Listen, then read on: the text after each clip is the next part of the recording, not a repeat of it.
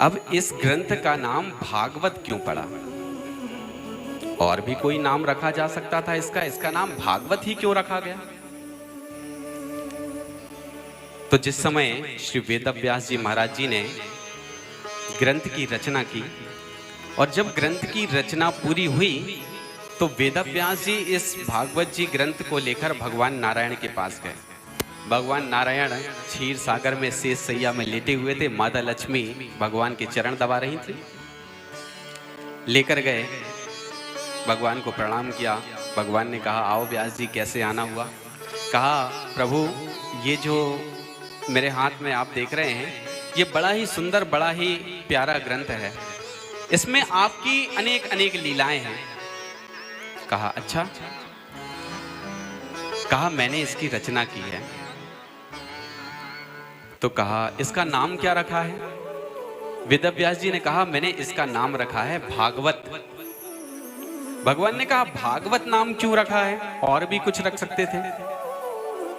तो वेदव्यास जी ने कहा, महाराज ये कोई अलग से ग्रंथ नहीं है। भगवता प्रोक्तम भागवतम, यानी भगवान की वाणी से जो निकला है वो भागवत है।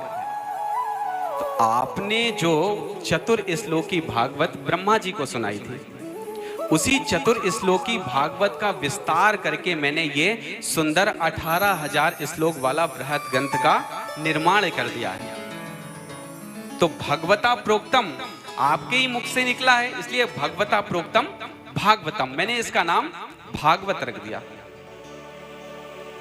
व्यास जी ने कहा, प्रभु इसको आशीर्वाद दीजिए कि कलयुग में ये ग्रंथ खूब फले फूले, खूब बढ़े, इसका खूब विस्तार हो। भगवान ने कहा, हम आशीर्वाद देते हैं, ये ग्रंथ कलयुग में खूब बढ़ेगा, खूब फलेगा फूलेगा, इसका खूब विस्तार होगा। भगवान ने आशीर्वाद दे दिया। वहीं माता लक्ष्मी भगवान के चरण दबा रही थी।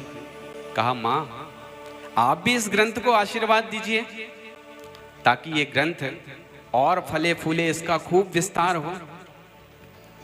माता लक्ष्मी ने कहा, व्यास जी जब भगवान ने आशीर्वाद दे दिया है तो मेरे आशीर्वाद की क्या आवश्यकता है? नहीं माता जी, आप भी इसको आशीर्वाद दीजिए। तो बोले, देखिए ये भगवान की वाणी से कहा हुआ है, इसमें भगवान की लीलाएं हैं, भगवान का नाम है, तो भगवान ने आशीर्वाद दे दिया। मेरा नाम है नहीं कहीं, तो मैं इसे अपना आशीर्वाद क्यों दूं?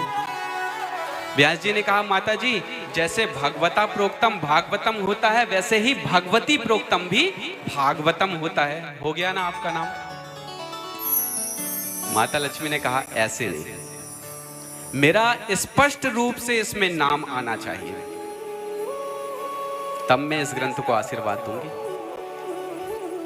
तो पहले वेदव्यास जी ने इसका नाम रखा था भागवत। अब माता जी का नाम कैसे आए?